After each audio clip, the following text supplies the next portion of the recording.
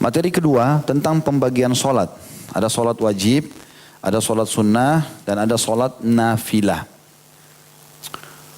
Poin A-nya solat wajib. Adapun yang dimaksud dengan solat wajib adalah solat yang 5 waktu, yaitu solat duhur, solat asar, solat maghrib, solat isya, serta solat subuh. Berdasarkan sabda Rasulullah SAW di dalam hadis diriwayatkan Imam Ahmad nomor 22.185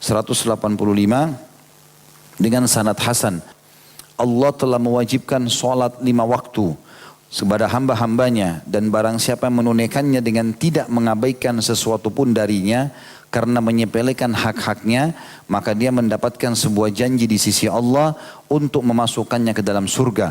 Dan barang siapa yang tidak menunaikannya, niscaya dia tidak mendapatkan sebuah janji di sisi Allah, dan keputusannya diserahkan kepada Allah.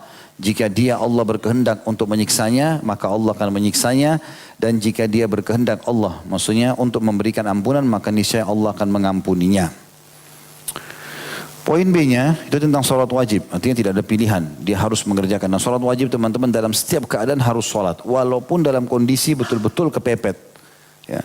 Misal orang tabrakan, na'udzubillah, semua badannya nggak bisa bergerak, ditaruh di atas ranjang, tetap dia sholat semampunya. Walaupun kita sudah bahas dengan cara tayammum kalau tidak bisa tersentuh air.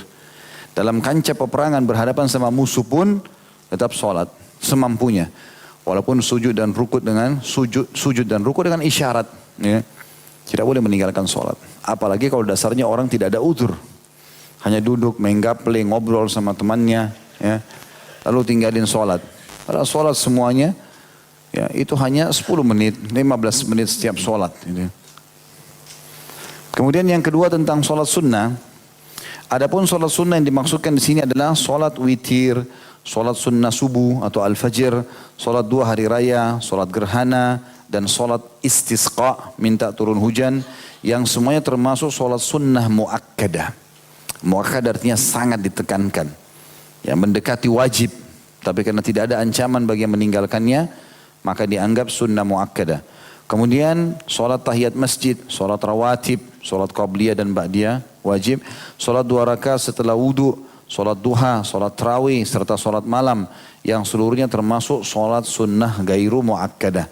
Artinya sunnah tapi bukan penekanannya seperti tadi, witir, sholat sunnatul fajr, gerhana, 2 hari raya dan seterusnya. Sementara poin C, sholat nafilah. Adapun yang dimaksud dengan sholat nafilah adalah sholat sunnah selain sholat sunnah muakkadah dan gairu muakkadah. Bukan yang disebutkan tadi di atas, yang ditekankan dan yang tidak ditekankan. Atau ya diringankan untuk dikerjakan. Yaitu sholat sunnah mutlak. Baik yang dilakukan pada malam hari maupun pada siang hari. Misal, antum masuk masjid, sudah sholat tahiyat masjid, sudah sholat qabliyah. Ya. Tiba-tiba terfikir ingin dekatkan diri kepada Allah SWT. Ingin sholat sunnah. Yang penting bukan waktu yang dilarang. Niatnya sholat sunnah mutlak namanya. Ya udah tinggal takbir menghadap kiblat, niatkan sholat sunnah mutlak, Allahu Akbar. Pendekatan diri kepada Allah SWT. Itu dibolehkan. Ya, ini mirip juga dengan puasa. Ya, yang Nabi SAW pernah pulang ke rumahnya tanya Aisyah, ya Aisyah ada makanan enggak? Kata Aisyah tidak ada ya Rasulullah. Kata Nabi SAW kalau begitu hari ini aku puasa. Ini bukan hari Senin Kamis. Karena hari Senin Kamis Nabi enggak perlu tanya makanan, pasti beliau puasa. Ya. Tradisi Nabi SAW kata Aisyah dalam riwayatan radhiyallahu anha, Nabi SAW tidak pernah tinggalkan puasa Senin Kamis sampai beliau meninggal. Ya. Berarti pertanyaan Nabi SAW ini bukan hari Senin Kamis. Tiba-tiba enggak ada makanan sudah mau niat puasa. Ini namanya puasa mutlak. Ya. Tidak ada penekanan tentang keutamaannya secara khusus. Jadi itu dikenal dengan nafilah. Baik, materi ketiga, syarat-syarat solat. Poin A-nya, syarat-syarat wajib solat.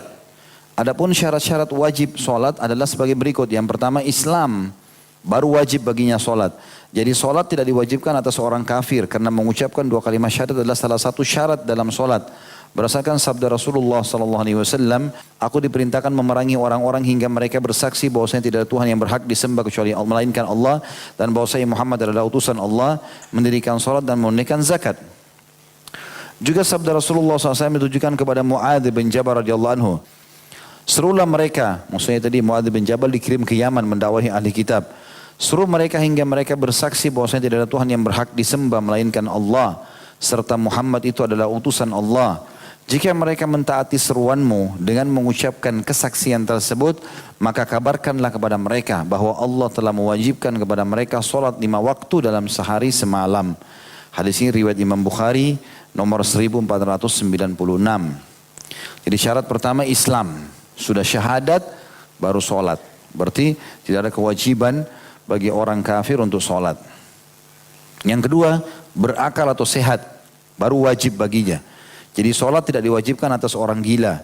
Berdasarkan sabda Rasulullah SAW dalam hadis yang disahih riwayatkan Imam Ahmad nomor 24.173, kalam atau pena pencatat amal diangkat dari 3 orang, yaitu dari orang tidur hingga ia terjaga, dari anak kecil hingga ia dewasa, dan dari orang gila hingga ia berakal. Jadi di sini harusnya berakal. Ya. Yang ketiga, balik. Baru wajib solat. Kalau belum balik tidak ada kewajiban. Jadi solat tidak diwajibkan atas anak kecil. Sehingga ia berihtilam atau mimpi hingga keluar mani sebagai tanda baliknya. Tetapi meskipun demikian ia tetap harus diperintahkan menunaikannya dengan maksud menanamkan kecintaan atau kegemaran terhadap solat. Berdasarkan sabda Rasulullah SAW, perintahkan anak-anakmu supaya mendirikan solat saat usia mereka genap 7 tahun. Dan pukullah mereka kalau meninggalkannya saat usia 10 tahun.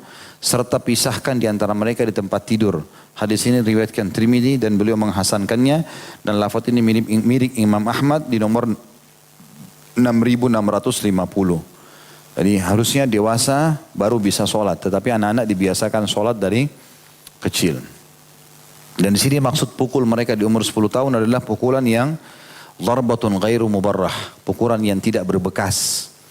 Ya, hanya untuk memberikan peringatan kalau di umur 10 tahun. Dikhawatirkan 10 tahun ini ada sebagian wilayah sudah mencapai umur balik. Yang keempat, wajib bila telah tiba waktunya.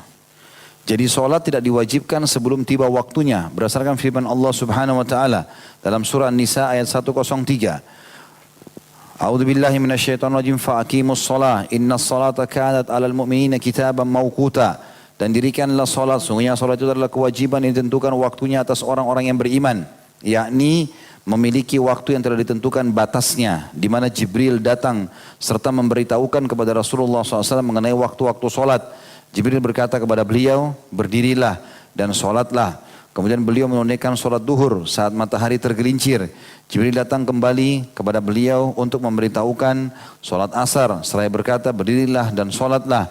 Kemudian beliau menunaikan sholat asar pada saat panjang bayangan sesuatu benda setara dengan panjang aslinya. Jibril datang kembali kepada beliau, kepada Nabi SAW untuk memberitahukan sholat maghrib. Seraya berkata, berdiri dan sholatlah.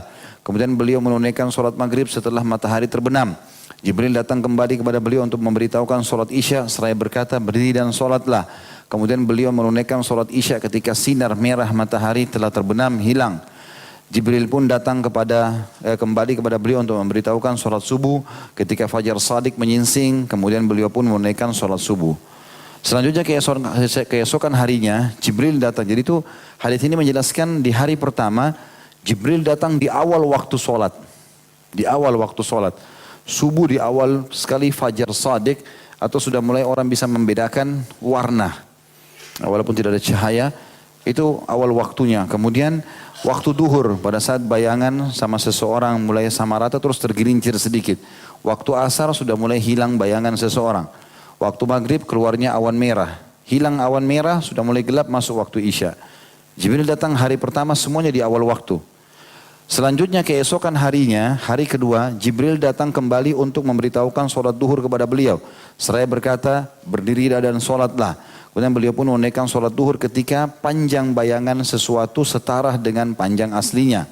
Jibril datang kembali kepada beliau untuk memberitahukan sholat asar. Seraya berkata, berdirilah dan sholatlah. Kemudian beliau pun menunaikan sholat asar ketika panjang bayangan sesuatu yang setara dengan panjang aslinya tadi telah hilang. Atau saat matahari hampir terbenam. Jibril datang kembali kepada beliau untuk memberitahukan sholat maghrib. Seraya berkata berdirilah dan sholatlah. Kemudian beliau pun menunaikan sholat maghrib pada waktu yang sama dengan waktu sholat maghrib sebelumnya. Tanpa ada pergeseran dari waktu sebelumnya. Jibril datang kembali kepada beliau untuk memberitahukan sholat isya ketika pertengahan malam telah berlalu atau dikatakan sepertiga malam yang akhir. Kemudian beliau pun menunaikan sholat isya pada waktu tersebut. Jibril datang kembali kepada beliau untuk memberitahukan sholat subuh ketika keadaan sudah terang benderang, sudah hampir terbit matahari. Seraya berkata berdiri dan sholatlah. Selanjutnya Jibril pun berkata di antara kedua waktu tadi adalah waktu sholat. Hadis ini riwayat Ahmad nomor 14.129, An-Nasai 526. Syarat yang kelima wajibnya sholat adalah suci dari darah haid dan nifas bagi wanita. Jadi sholat tidak diwajibkan atas wanita yang sedang haid dan nifas sehingga ia suci terlebih dahulu. Berdasarkan sabda Rasulullah SAW kepada Fatimah binti Abi Hubaish, "Idza akbalat haidatuki fatrukis shalah." Jika haidmu datang, maka tinggalkanlah solat. Hadis ini diriwayatkan oleh Imam Bukhari nomor 228 dan Imam Muslim 333. B-nya syarat sah solat. Tadi syarat wajib. Wajibnya dengan 5. Seorang muslim, balik, berakal, gitu kan. Kemudian masuk waktu dan juga yang kelima adalah suci dari darah haid dan nifas. Sekarang syarat sahnya. Adapun syarat sah solat sebagai berikut. Yang pertama suci dari hadas kecil, yaitu hadas yang mewajibkan wudu. Suci dari hadas besar, yaitu hadas yang mewajibkan mandi, ya ketika atau karena janabah, serta suci dari kotoran yakni najis, baik pada pakaian, badan maupun tempat solat. Berdasarkan sabda Rasulullah SAW, la yakbalullahu salatan bighairi tuhur. Allah tidak akan menerima salat yang dilakukan tanpa bersuci. Hadis ini sahih riwayat Muslim nomor 224. Jadi dia suci dari hadas kecil seperti keluar angin, kencing, buang air besar, dianggap itu adalah hadas kecil. Ini mewajibkan dia wudu, dia cebok dia wudu. Dan hadas besar adalah dia mandi dari junubnya. Ini termasuk hadas besar. Yang kedua, syarat sahnya solat selain suci tadi, juga termasuk pakaian sama tempat solat harus suci dari najis. Yang kedua, menutup aurat. Berdasarkan firman Allah Subhanahu wa taala dalam surah Al-A'raf ayat 31. A'udzubillahi minasyaitonirrajim. Khudhu zinatakum 'inda kulli masjid. Hai anak Adam, ya, pakailah pakaianmu yang indah setiap kali memasuki masjid. Jadi solat yang dilakukan dengan aurat yang terbuka dihukumi tidak sah. Karena pakaian yang dimaksud dalam ayat tersebut adalah pakaian yang menutupi aurat. Batasan aurat laki-laki dalam solat ialah bagian di antara pusar dan kedua lututnya. Dan batasan aurat wanita dalam solat adalah selain dari muka dan seluruh serta kedua telapak tangannya. Berdasarkan sabda Rasulullah SAW, la yakbalullahu salata haidin illa bi khimar.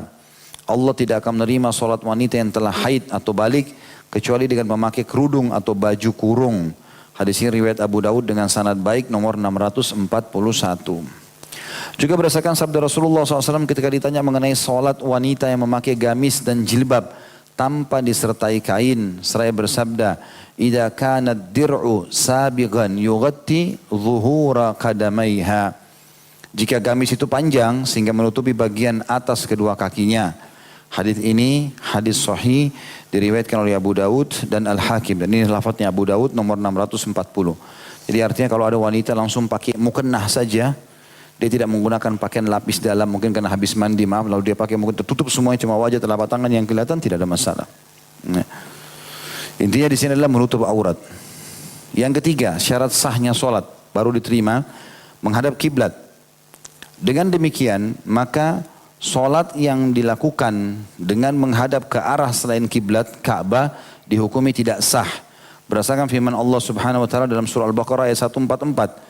Kata Allah Subhanahu wa taala, "A'udzubillahi minasyaitonirrajim wa haitsu ma kuntum fawallu wujuhakum syatrah." Dan di mana saja kamu berada, palingkanlah mukamu ke arahnya. Maksudnya ke arah Masjidil Haram. Yakni ke arah Masjidil Haram atau Ka'bah. Kecuali bagi orang yang tidak dapat menghadap ke arahnya karena alasan takut atau sakit dan lain-lain sehingga gugur darinya persyaratan tersebut karena ketidakmampuannya. Sebagaimana seseorang yang sedang bepergian, yang sedang berada di atas punggung binatangnya atau kendaraannya, maka dibolehkan baginya mengerjakan sholat baik menghadap kiblat atau menghadap ke arah yang lainnya. Berdasarkan sebuah riwayat, bahwasanya Nabi SAW menunaikan sholat di atas punggung binatang kendaraannya, di mana saat itu beliau berangkat dari Mekah menuju ke Madinah, sehingga beliau menunaikan ke arah mana saja binatang kendaraannya menghadap. Hadis ini riwayat Muslim nomor 700. Jadi kalau Mekah di belakang, Nabi SAW pulang menuju ke Madinah, berarti kiblat di belakangi. Tapi Nabi SAW tidak balik untanya ke kiblat pada saat lagi jalan. Beliau tetap jalankan untanya menuju ke Madinah dan sholat di atas tunggangannya. Berarti menandakan orang di pesawat, di bus, di kereta api, kalau nggak memungkinkan arah kiblat ya sudah. Dia sholat sesuai dengan kemampuan dia. Sholat sesuai dengan kemampuan, kecuali ada tempat, kesempatan dan seterusnya. Tadi juga disebutkan keadaan orang takut. Ya. Takut artinya, misal orang ditangkap oleh musuh, kemudian dia takut dirinya dibunuh misalnya, karena masih lemah dari sisi iman. Dia masih khawatir, belum berpikir masalah mati syahid. Tapi dia juga ketakutan meninggalkan sholat, maka dia boleh sholat dalam keadaan dia. Gak ada masalah, gitu kan. Pernah ada sahabat diutus oleh Nabi SAW untuk membunuh seorang kepala suku yang akan menyerang Madinah. Maka pergilah dia ke sana. Berapa hari kemudian dia kembali, dia mengatakan, ya Rasulullah, saya sudah membunuh musuh Allah. Kata Nabi SAW, bagaimana ceritanya? Diceritakan sama dia. Aku coba mendekat dengan dia, sampai aku menjadi orang kepercayaannya. Dan akhirnya aku masuk ke dalam kemahnya, pada saat dia sedang tidur siang, di sebelahku aku memenggal lehernya. Kata Nabi SAW, bagaimana kau sholat? Dia bilang dengan isyarat mata ya Rasulullah. Aku ruku dan sujud dengan isyarat mata. Kalau dia sholat terang-terangan depan musuh, maka otomatis musuh akan tahu dia muslim. Gitu kan? Tapi itu keadaannya lagi di campnya musuh. Ya. Bukan lagi ada di Joglo, di Ciledug. Ya. Allahu alam.